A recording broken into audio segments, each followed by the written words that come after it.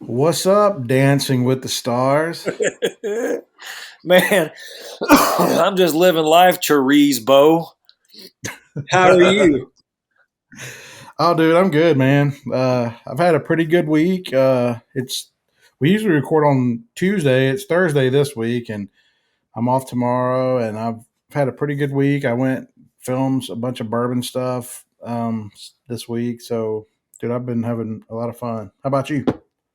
I've had a great week, man. I was on standby and got woke up like in the middle of the night several nights in a row. Oh, nice. Yeah, just it's been a great week. We've had quite a bit of just crap to deal with at work. So for me, at least, I'm starting to get the croup in my chest, and so I no complaints here.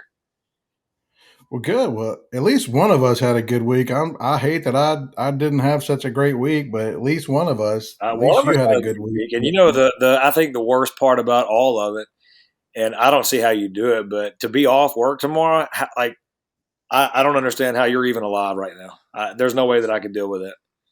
It's upsetting for sure. So What yeah, do you I do? don't know.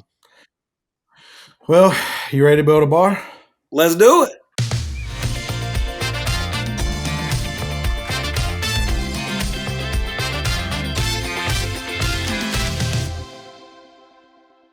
All right. So we actually have been kind of off for a couple of weeks. We didn't record anything last week, and we've just been we've had a whole lot of stuff going on. So it's been a while since we've gotten together. So, um, what are you bringing to the table tonight? Well, I'll tell you what I'm bringing to the table here in just a minute, but I do want to say for the guys and girls that are listening, the reason that we were not recording last week, you had a pet gerbil to die. Did I understand that Uh, right? yeah, I think yeah. you got We into some called him. peanut butter, some old peanut butter or something along those lines and choked to death. Yeah, I'm sorry. Reginald was his name. Huh? Yeah, Reginald was his name. Reginald. I knew Reginald the gerbil, we used to call him. I'm sorry about Yeah. that. I just wanted to kind of let everybody know where we were. And Hey, listen, I appreciate you bringing that up. But you bought a new one named Dale. And so Yeah, Dale. Dale's a good gerbil. So we Yeah. and light. We call him Dale, but his official full name is Raise Hell Praise Dale. So, but that's we just his call him Dale for short. that's his birth name, his God given name. His Christian name is Raise Hell Praise Dale. Raise hell, praise Dale. Yeah. Well, well, raise hell, praise Dale. We in honor of him and the late and great Reginald, I'm bringing Yellowstone single malt to the table. If you can see Oh, that. nice. Okay. Well, let's get into why you brought all this. So, let's talk about a little bit about how this bottle is going to complement what's already on the bar. So so why I brought this to the table here about 3 weeks ago, I was actually, and I'm still looking for Benchmark Foolproof. Cannot find it anywhere. So anyway, I stop in these liquor stores from time to time, but I bought a bottle of, I cannot remember the name of the stuff that I bought, but I had, Is that you? yeah, hang on. Anytime we breathe in this house, our smoke detectors go off. So here about 3 weeks ago, I was at the liquor store because I like to stop in and because I'm still looking for the foolproof, the benchmark foolproof. Right. I have not been able to find that. However, you're good. I still noticed that I can't remember what I bought a bottle of, but I looked over and I seen 108 and it was Yellowstone. And I got home and I texted you. I was like, do they do anything that's 108 now? Because I noticed that didn't look familiar. Well, you told me that they have a single malt that's out. I love single Mm-hmm. malt. It's a very sweet liquor. It's very, and we'll get into the taste profiles later on. However, I think this is going to complement everything that we have because this is versatile, man. It complements sweet bourbons. It complements spicy bourbons. It complements, dude. This would go good complementing a rum. I mean, it is just Mhm. that versatile across the board. And so I think that having something like this, specifically this single malt, is going to be phenomenal on that bar. Well, and I'm sure you'll probably get into some of this later tonight, but when I went to Colorado last year, my buddy Steve and I went out there to something, uh, film something out there, and I think we've talked about this on this show, video, podcast, whatever. But they do a lot of like American single malt out there, so that's kind of what they're proud of and stuff. So I came back with like 8 or 9 bottles of like just Colorado single malt, American single malt, I guess is what the actual category would be. But dude, and I have people come over to the house, and that's something that they're pretty much intrigued about, because you would think that the American single malt is basically the same process and the same thing as like a Scotch, but it's just a different product than Scotch. So, if say another country made a 51% corn and whatever made technically a bourbon, they couldn't call it bourbon. It's the same thing, but it tastes so much, it tastes so different. It has such different characteristics, and I have a lot of people that will dive into some of these single malts, and it's like they become instant fans. So yeah, got it. That didn't mean to cut you off. No, you're fine. That's the reason I even bought this to begin with was I love Scotch. Scotch down to my belly. I'm a Scotch guy. York. I love Scotch. I love Scotch. Scotchy Scotch Scotch. Here it goes down into my belly. For those of you that like Anchorman, that's my Anchorman pun. But I love Scotch. I love the way it tastes. I love the mouthfeel. I love the aroma, everything about it. And so when I bought this, I was thinking it was going to be like an American version of Scotch, like most Mhm. single malts kind of have that smokiness. This is way different, dude. This is Mhm. not like to put it vulgarly. This ain't your grandpappy Scotch. That's You know true. what I mean? That's vulgar. And That's vulgar. I don't mean to curse. I It's know. not Hey. your grandpappy Scotch. Hmm. Uh, All right, so let's talk about the label a little bit. So let's talk about some history behind the distillery and kind of the product and whatnot. well, I wanted to look. Hold on, before we do that, we 100% forgot to cheers. So until we cheers, it's not going to be blessed. So Gosh. Let's cheers let's now. cheers. Cheers. Cheers, big ear. All right, now that we got that out of the way and everything's blessed and properly uh, in harmony, let's talk about the label on this thing. All right. Here's the thing. When it comes to the label, this Yellowstone label, I won't touch just an extreme amount on this because in season 1, you've done a full episode on Yellowstone. You've done a Mhm. full, behind the scenes look on the distillery, the name, all that stuff. And if I recall, I did a pretty damn good job. I don't mean to be vulgar when I say this, but you did an amazing job. That is vulgar. You're right. I don't mean to curse, but you did a Yeah. phenomenal job. Um, Well, thank you. but one of the things that I wanted to touch on, without being too vulgar, is that single malt is making a, you mentioned it a while ago. Single malt is making like a sweep or what am I trying to say? You remember like when the Beatles came? Well, you probably don't remember, but when the Beatles came from England and they made like the American sweep, like the British invasion, right? Right. Single malt is kind of doing that same thing, and so one of the things Mhm. it's making this huge showcase. So one of the things that I wanted to touch on with Yellowstone's brand specifically with the single malt is that if you go back and listen to the episode we did with Yellowstone to begin with, you touched on they have a very light, refreshing taste in their bourbon. Mhm. Um, I know that we can't really say like, one's a summer bourbon or one's a spring bourbon or things like that. But I kind of liken it to like a summer bourbon. Like after you garden all day long and you know what I mean, Hmm. you're tired. You can take that Yellowstone bourbon and kind of sip on it because it's crisp and cool and refreshing. Right. Their single malt is the same way. Like Scotch is typically when you think about Scotch or when I think about Scotch, I'm by the fire on a summer night because it's heavy, it's mouthful, it lingers, it stays a while. Dude, this Yellowstone single malt is still just as light. It's just as refreshing. Hmm. Um, and it's just a good. This is a good label, a good brand. Um, and to me, this is superior to any American single malt that I've tasted.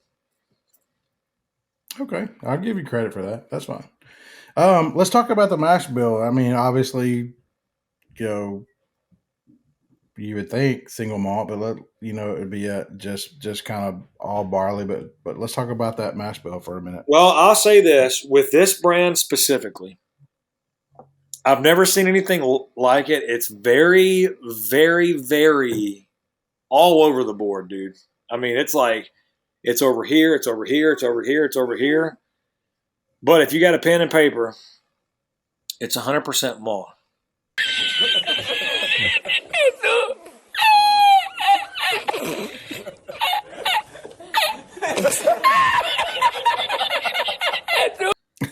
So, on a serious note, if for I guess for people kind of newer into bourbon or newer into whiskey, really on a serious note, if it is 100% barley and it's kind of the same process as Scotch, and I know we've talked about it, there's a little bit of taste difference, and it's probably just I mean the aging process is different here than it is in Scotland and all that. Well, I get all that, but if it's kind of the same process, the same distillation, the same area, why not just buy a bottle of Scotch? Why not why buy something? Why buy American single malt when you could just buy a Scotch or a Irish whiskey or whatever? Okay, so I think that there's probably a couple of reasons why. Um, and I do want to say this. I have not read anything to back my theory up because I don't know that you can back this theory up. But I did, or I do know some different, like, as an example, with Scotch, and I'm just going to pick on Scotch for just a minute. Even though they're both 100% malted barley, okay? Let's take, actually, no, let's add into it because this is a single malt, which single malt means single distillery in Scotland. So you got that down, okay? So we've already got that these are the exact same thing on that round, Mm-hmm. okay? You take your ingredients, you take your water, okay? You take your malted barley, because I can tell you that Scotch's fermentation process isn't any different. The only thing that I can say is temperature wise, which that's going to play into a little bit later, but Scotch is twice distilled on a swan neck onion style still. Now, for those that are a little bit new into this, you have a copper still, and basically it turns into an onion head, and then the swan neck does like this. Um, if you'll put a picture of that on this. And so what Yeah, they I do with can. that, huh? I said I can, but I probably won't. Good, good. That's what I was hoping for. Um, they distill it 2 to 3 times, okay, and then they age it in wood. Now let's jump back to America for a minute. I can only imagine that this is a bubble plated still that they distill on. I have not been to the distillery and I don't know for sure, but I can only imagine that this is a multi bubble plated column steel that they distill on. Can you Hmm. affirm that or deny that? Is this a this is a source product, I believe, right? I don't think so. It says, okay, yes, actually, you're right. No, distilled. Okay, so I'm glad you said that because to be honest with you, I guess I didn't know. So this is a source product distilled in Indiana, which lets me to believe that Right. comes from MGP. MGP. So they do use column stills. So for Yeah. this to be as good as it is on a column still versus this traditional swan neck, okay, so you've already got that out of the way. Number two, you have the aging process. See, we were watching a show about 6 years ago. You and I were, and I think it was just called. I think it was called Scotch, right? But Maybe. it was Yeah. talking about how what takes 12 years in Scotland because it's always cold and rainy there takes 3 years in, say, somewhere like Kentucky because there's 4 seasons. So already out the gate, just because you have the same ingredients and you have the same process, the distillation makes a complete difference, and also your aging makes a difference. So having said all that, I guess what I'm getting at is why would somebody just go and buy Scotch? Well, number one, I think this is better than Scotch. Number two, it's American made. Number three, dude, for the price of something like this, which we'll get into Oh yeah. later, I wouldn't trade this out. American single malt all day long. Hmm. Yeah, I get it. All right, so let's get into a little bit about how hard this product is to find and what you brought up, for the price. So, how hard is this to find, and what are you looking at paying for it? Okay, so as far as the product is, how hard it is to find, this product I found accidentally, but I have not found it since then. When I Hmm. talked to you though, who lives in Kentucky, you said that you cannot find it up there. So that's why I bought you a bottle, or it's hard to find. Right, right. Not that Yeah, you can't find so it. as of right now. So this is almost April of 2023. I'm sure I could find it if I really search, but the three or four places that I kind of go to around here, they don't have it. Um, so yeah, it might, but see that's a kind of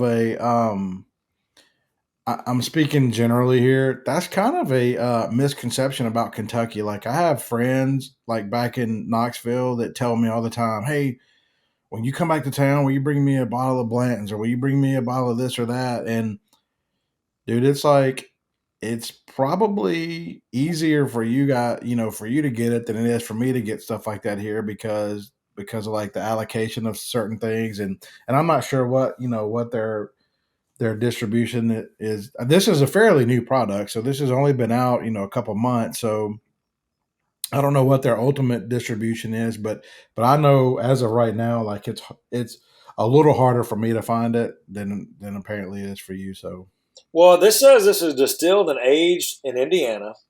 So it's aged in Indiana as well, but it is bottled by Limestone Branch Distillery in Lebanon, Kentucky. So, um,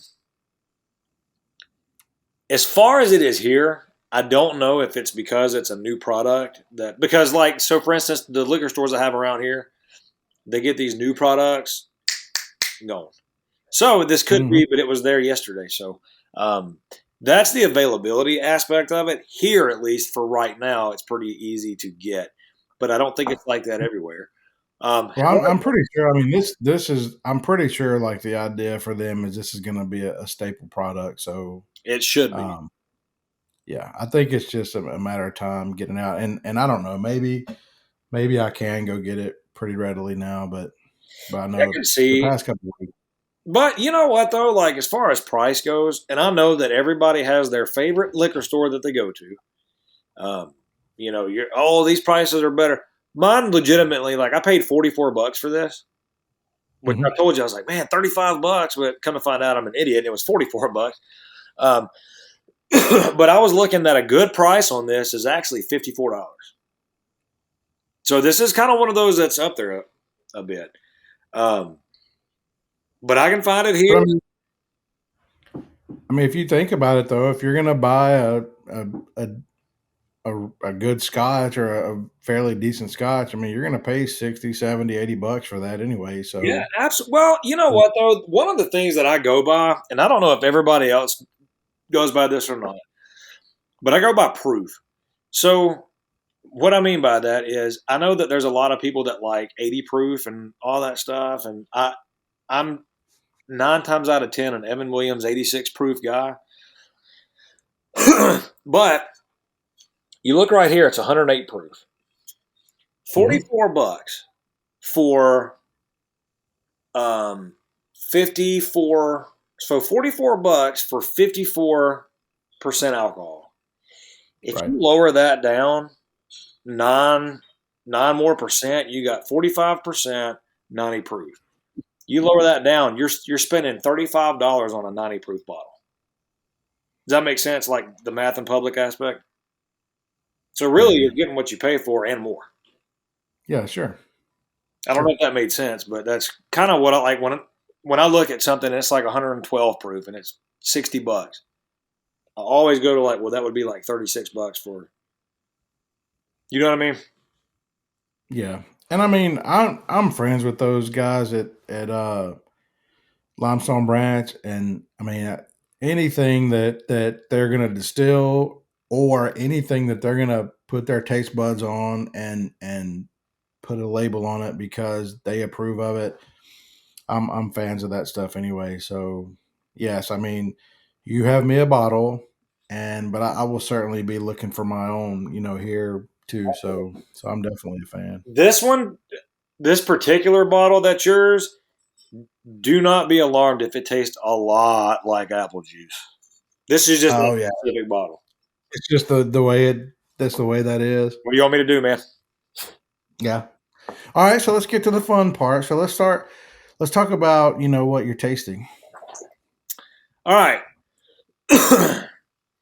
And see, what I'm fixing to explain to you, I know it, like it sounds like I'm making this up. I promise I'm not. This one has like a almost cake smell. You know what I mean? Like a yellow cake. Mm-hmm. Okay.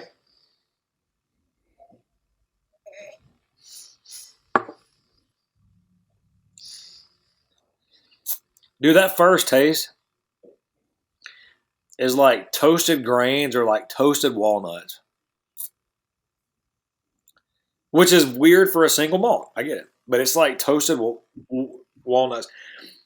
That mid palate though is just a carryover of the like a grainy sweet taste. Like it's not the mid palate is nothing like that pops out. It's almost like a carryover from walnuts to like a grain, like a toasted grain. So it's like a Gotcha. carryover of the toastiness. Right. Right. But dude, that back palate tastes like toasted marshmallows, man. Like I don't know how else Mm, to explain it. The back palate tastes like if I take marshmallows on a campfire, that's exactly what it tastes like. mm. Well, I cannot wait to get my hands on that. I mean, But everything tastes like apple juice. I'm sure it'll taste different when I get my It bottle. will. It's just the process of the environment. All right, dude. Well, that sounds good, man. I think I'm definitely intrigued about this. So maybe the five people that listen to this will be intrigued as well. So Yeah, hopefully uh, anything else you want to say before we take off? so. No, I think we're all good. I think that we can drink to this being on the bar.